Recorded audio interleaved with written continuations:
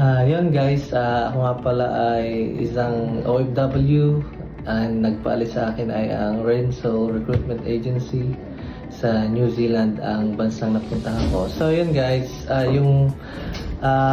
the time na nag-a-apply ako dito sa Renzo is nagtatrabaho dito ako sa Pilipinas as a contracting ng electrical.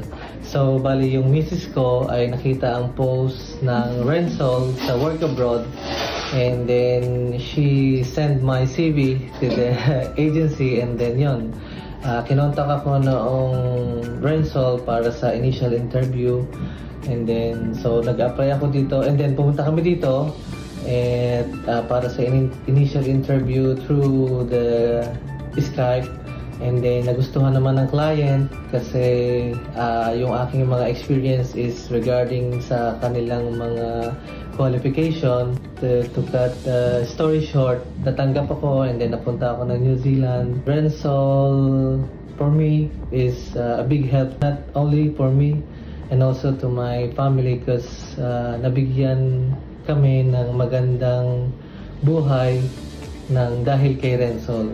Kung walang Rensol, baka hindi ako napunta ng New Zealand. Experience sa New Zealand is parang ano lang din, para ka lang din nasa Pilipinas.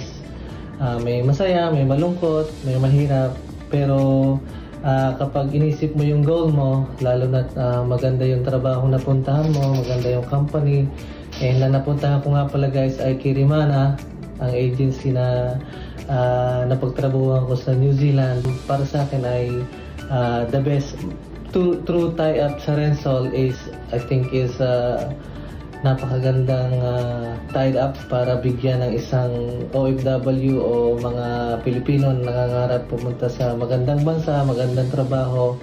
Kaya yun, maganda ang journey na puntahan ko siguro, and very thankful to all of them, especially sa Rensol and Kirimana, na makapunta kami sa isang company, permanent company na ngayon ay doon ako nagtatrabaho sa kanila.